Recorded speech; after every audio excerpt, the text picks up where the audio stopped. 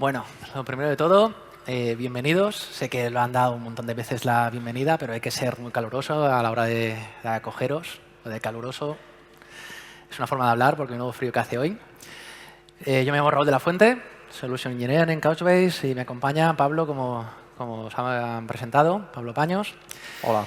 Y nada, brevemente os voy a contar, porque quizá no todos conocéis Couchbase, voy a ser muy breve. Simplemente Couchbase es una base de datos no SQL distribuida con unas características muy especiales que vamos a ir indagando a lo largo de esta pequeña charla.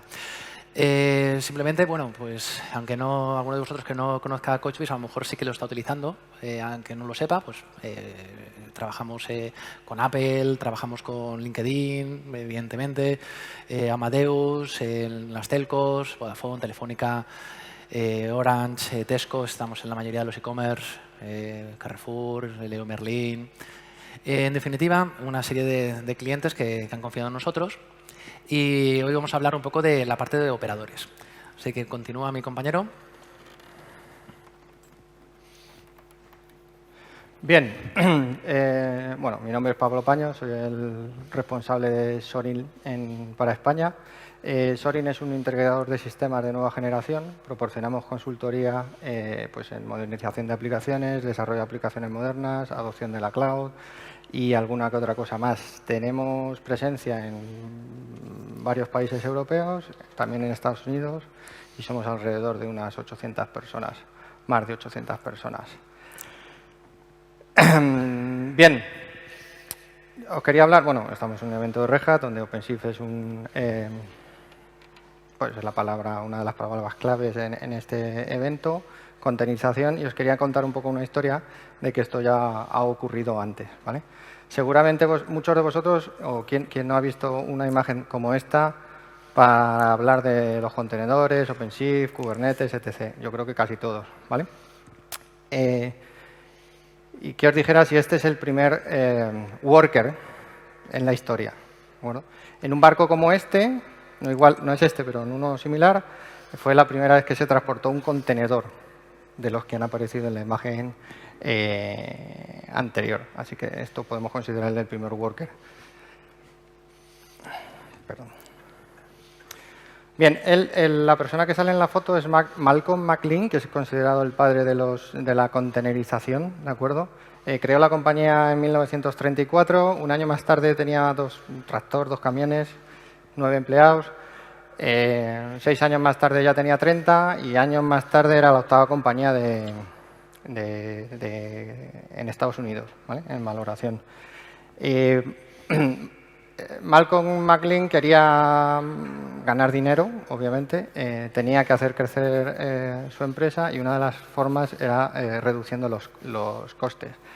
Cosas que en aquella época mover mercancía solo en Estados Unidos ya era caro, pues todavía más si había que hacerlo de forma internacional. Digamos, cuando empezó la idea de la containerización, lo primero que se le ocurrió fue meter sus trailers en un barco para transportar los trailers tal cual de Nueva York al sur de Estados Unidos, ¿de acuerdo? Resolvía bastantes problemas. Alguno de ellos era la seguridad, ¿vale? Había muchos robos, desperfectos en la mercancía, ¿vale? También las entregas tardaban mucho, ¿vale?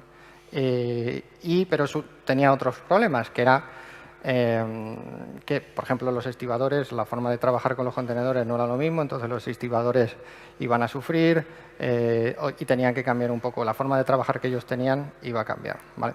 Y también suponía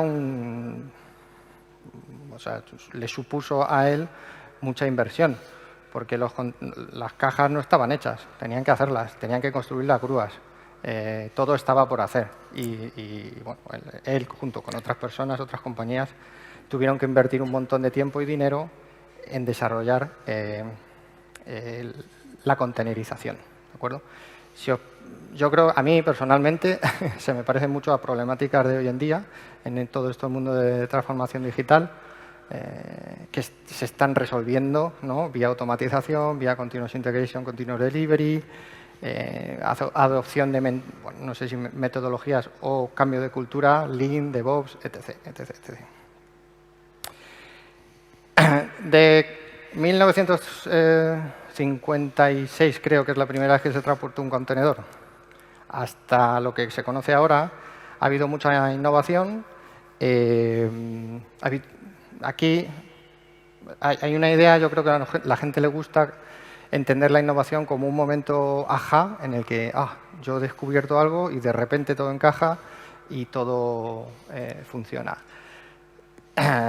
No creo que sea así, yo más bien creo que la innovación ocurre paso a paso, ¿no? Y entonces alguien se da cuenta de que hay un concepto y otra persona, un concepto existente ya, porque, por ejemplo, los contenedores de Linux ya existían mucho antes de lo que, o la tecnología que hay detrás de los contenedores existía antes de OpenShift, pero se dieron cuenta alguien se dio cuenta de cómo hacer negocio o, como en este caso, cómo sacar provecho de esa tecnología, ¿vale? La idea no es mía, ¿vale? Pero la suscribo al 100%. Esto que veis aquí bueno, son los enganches realmente de los contenedores, ¿vale? Entonces esto cambió bastante porque en aquella época tenían que entender cuántos contenedores podían apilar para que no se movieran en los barcos, ¿vale? Entonces este aparatito, que es bastante feo y bastante sencillo, fue un tema de discusión y actualmente el diseño que veis ahora es el actual y es el que originalmente se creó en los años 60, ¿de acuerdo? Ayudó todo eso a ser interoperables. Tened en cuenta que cada empresa en aquella época fabricaban los contenedores de un tamaño distinto, con unos enganches distintos, entonces la grúa de una empresa no podía descargar contenedores de otra. Entonces, esto era un punto importante, ¿vale? Y también, en un evento de Red Hat, es un ejemplo de open source, porque había una discusión de cómo tenía que ser el diseño de estos enganches. No llegaban, en aquella época había muchos comités y tal, no llegaban a una conclusión y al final dijeron, bueno, yo creo que el mejor es el de Malcolm McLean, ¿no? El que había desarrollado la empresa de Malcolm McLean, pero tenía patentes. Entonces, al final hablaron con él. Y Malcolm McLean se dio cuenta de que si querían evolucionar en la industria como tal, tenía que liberar las patentes. Y finalmente liberó las patentes. Entonces, todo el mundo, esto es un estándar y a día de hoy es el estándar que se utiliza para transportar los contenedores, para las grúas, para todo, ¿vale? Un operador de OpenShift bueno, la idea es, si no lo sabéis, o mi opinión, o lo que yo he entendido, es que trata de capturar todo el conocimiento de las personas a la hora de operar una aplicación, ¿vale? Como puede ser Couchbase, por ejemplo. Yo os quería introducir, y también sabéis que en OpenShift 4 todo es un contenedor, si no todo, el 99,99%, ¿vale? Entonces, os quería aquí introducir Open Container Storage, que a su vez está basado, la tecnología que hay detrás es un operador que es IO más Ceph como almacenamiento, más Nuba para almacenamiento de objetos, provee alta disponibilidad, acceso de bloque, ficheros, etc. Seguridad, backup, y esto es una cosa totalmente necesaria, ¿no? Una tecnología necesaria si alguien quiere poner aplicaciones stateful a correr encima de un OpenShift. Una aplicación stateful es, por ejemplo, Couchbase, ¿de acuerdo? ¿Por qué Sorin Lab? Bueno, somos una empresa que tiene 30 años de experiencia, más de 10 aquí en España, 1000 proyectos solo en España bueno, tenemos clientes en casi todos los sectores y estamos bastante contentos con los resultados. Sin más, le paso la... Bueno, si alguien quiere saber más del mundo de la containerización original, este es el... bueno, es un libro que a mí personalmente me gustó mucho y es una buena referencia, creo yo. ¿De acuerdo? Gracias. Bueno,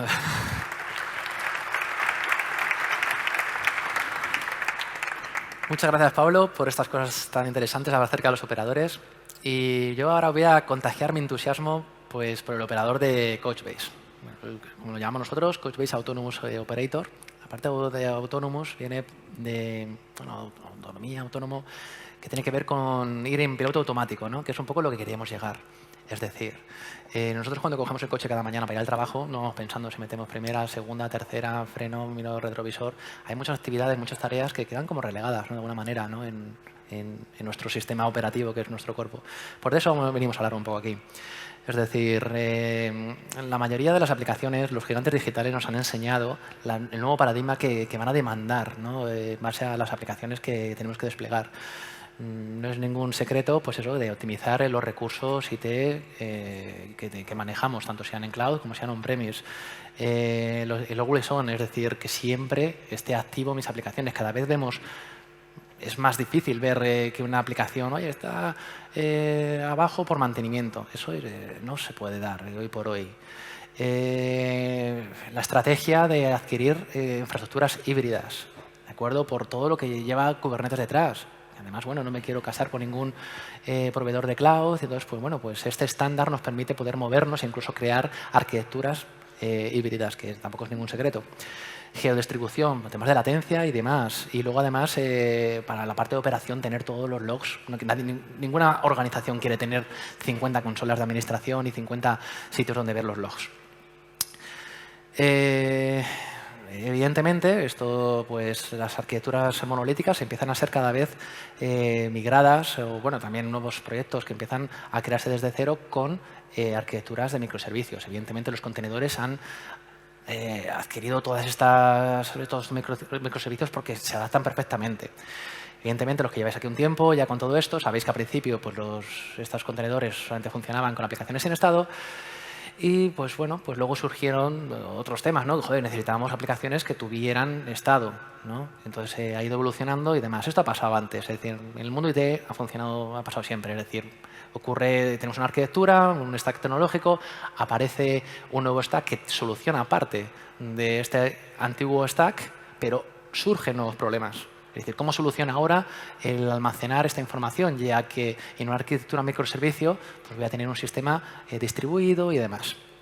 Entonces, bueno, pues a todo esto, Couchbase aporta diferentes tipos de soluciones en diferentes dimensiones. Muy brevemente, simplemente, Couchbase en su propio núcleo es una arquitectura memory first, por eso somos tan rápidos de lectura y escritura, pero aún así tenemos persistencia, tenemos escalabilidad lineal, simplemente añadiendo nuevos nodos, y capacidades de alta disponibilidad y de disaster recovery. Además, bueno, pues a través de todo este core, pues damos servicios pues, para consultar clave de valor, a través de SQL, a través de Filter Search, a través de herramientas analíticas para MPP, ¿vale? Pues bueno. Y la parte fundamental que estamos hablando aquí es la parte de sistemas containerizados, Kubernetes y el operator. Encaja perfectamente con todo esto. ¿Por qué? Bueno, pues porque al final cuando desarrollo una arquitectura de microservicio lo que quiero es que mis datos estén cerquita de estas aplicaciones y que además se comporten de una forma similar. ¿Por qué? Primero porque los equipos son multidisciplinares. Al final ya se suele llevar cada vez menos el hecho de tener departamentos que no se hablan entre ellos, el de base de datos, el de middleware, sino que cada vez pues, hay equipos multidisciplinares, entonces tienen que tener los mismos mecanismos para ir avanzando en el ciclo de vida del software. Entonces, nosotros esta base de datos se despliegan incluso en el mismo namespace de las aplicaciones. Por tanto, eso es algo que suele ser interesante. Además, crecemos, pues bueno, ya humildemente lo que creamos con OpenShift junto con Couchbase es una super plataforma. ¿Por qué? Pues, bueno, porque podemos controlar el crecer estas bases de datos de una manera muy similar a la que crecen, hacen un scale out de los microservicios. Pero esto ya lo teníamos de antes, es decir, desde que los inicios, aunque no fueran pods, aunque no fueran contenedores, nos encontramos en que nosotros cuando crecíamos de una manera muy similar al mundo moderno. Si necesitamos más datos, creamos un nuevo servidor con unas capacidades normalitas, pero con bastante disco duro o con bastante memoria.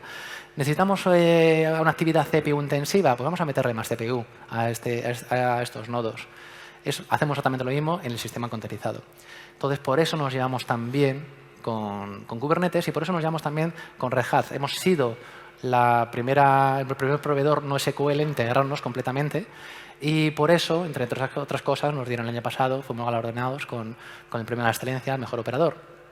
Entonces, no sé si sabéis que los operadores, hay como cinturones de Kung Fu, esto, la fase 1, fase 2, nosotros estamos en las fases más maduras porque estamos desde el principio y además nuestra arquitectura se lleva muy bien ya con un sistema conterizado. Entonces, ya con el ejemplo que decíamos antes de conducir con el coche, pues hombre, pues ya de alguna manera estamos totalmente integrados, ¿vale? Sabemos lo que tenemos que hacer y cómo tenemos que hacerlo y además totalmente unidos al ecosistema de Kubernetes y de sistemas containerizados. ¿Cómo funciona? Muy brevemente. Al final definimos un YAML. Como son muy sencillos, nuestra arquitectura es muy sencilla, básicamente nuestro YAML va a ocupar muy poquito. Porque como habéis visto no tenemos maestro-esclavo, somos una arquitectura maestro-maestro, una arquitectura masterless. Por tanto, el definir un YAML es muy sencillo. Al final tenemos 4 fases. Lo que hacemos es verificar, observar, analizar y actuar en base al comportamiento del clúster. Vuelvo a retomar el ejemplo que estaba diciendo. Si yo voy conduciendo un domingo por la M40 y se me pira la pinza y digo, ostras, de repente pensaba que tenía que ir al trabajo y no voy al trabajo, que es domingo. ¿Qué estoy haciendo? Que iba a ir a la sierra. Entonces tengo que verificar lo que estoy haciendo. ¿De acuerdo? Antes de desplegar algo, pues tengo que ver que lo que estoy haciendo es realmente lo que tengo que hacer. Observar y analizar. Oye, pues es un martes, estoy un martes y realmente tengo que ir al trabajo, ¿no? Pues evidentemente si hay un accidente o en la ruta típica, tengo que actuar en base a ese accidente. ¿De acuerdo? Pues esto es lo mismo. Tengo un clúster con 5 nodos, oye, que de repente hay 4 nodos. Pues evidentemente tengo que actuar y conocer qué tengo que hacer con ese clúster, añadir un nuevo nodo, replicar los datos si fuera necesario. Todas estas actividades quedan relegadas en piloto automático. La mayoría de las actividades de un DevOps o de un DBA, el 95% de estas actividades quedan totalmente relegadas. Hacer un upgrade, todo esto es muy sencillo con un operador.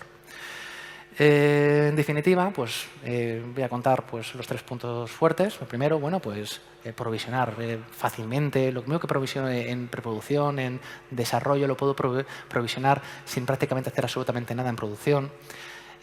Con características geodistribuidas. Tenemos clústeres activo-activo, como estaba comentando antes, en diferentes zonas del mundo. Y estamos totalmente integrados con la consola principal de OpenShift. Que esto es algo interesante también a la hora de todos los DevOps o de toda la gente de sistemas que pudieran estar aquí. Es decir, que toda la información me aparezca directamente. Y, por supuesto, que si un nodo se cae, un pod se cae, un contenedor se cae, tenga los mecanismos de recuperación adecuados. Hacer un audit failover sin que me dé cuenta. ¿Vale? Una actividad autopilot totalmente. Por otro lado, estos microservicios lo que hacen es demandar nuevas características. Al final, un microservicio puede que solamente quiera un servicio de filter search con índices inversos. O puede que solamente quiera clave valor para ir súper rápido. O puede que quiera simplemente pues acceder a través de SQL. O a través de analítica avanzada para hacer operaciones MPP. O temas de venting o de mobile. Digamos que cada uno de los microservicios va a demandar algo diferente. Por tanto, nosotros podemos adecuarnos perfectamente con estos servicios que se despliegan a través del pod, a través de los contenedores, de una forma muy sencilla. Y poder crecer, hacer el scale out en caso de que se necesiten más usuarios concurrentes, lo que fuera posible. También, bueno, como estaba comentando al principio, seguro que sois conscientes de las arquitecturas híbridas que todas las organizaciones que están adquiriendo y me he encontrado con casos que se habla mucho de arquitecturas activo-activo, ¿vale? Para microservicios, que hay que tener cosas en cuenta, pero lo más interesante de aquí es que incluso nosotros somos tan versátiles que si quisiéramos crear una arquitectura activo, no tendríamos ningún problema. Es decir, al final, las limitaciones no las pone la tecnología, el stack tecnológico. Si nosotros queremos tener la base de datos en Europa con un proveedor cloud, en Asia en otro proveedor cloud, en Estados Unidos con otro proveedor cloud y luego además tener un proveedor físico, no habría ningún problema. Y luego, evidentemente, que yo os esté contando que Couchbase está muy bien y que tiene unas características muy interesantes, pues está muy bien, pero al final son nuestros clientes los que hablan bien de nosotros y los que están desplegando en producción todo esto. Estamos hablando de que ya no es una tecnología porque muchas personas todavía ven Kubernetes como algo que que quizás es también muy bien para el desarrollo, incluso para aplicaciones sin estado, pero para aplicaciones con estado nosotros tenemos grandes clientes y grandes cuentas que ya actualmente están en producción con ello. Muchas gracias. Hemos llegado justo 20 minutos. La verdad que somos espléndidos, ¿eh?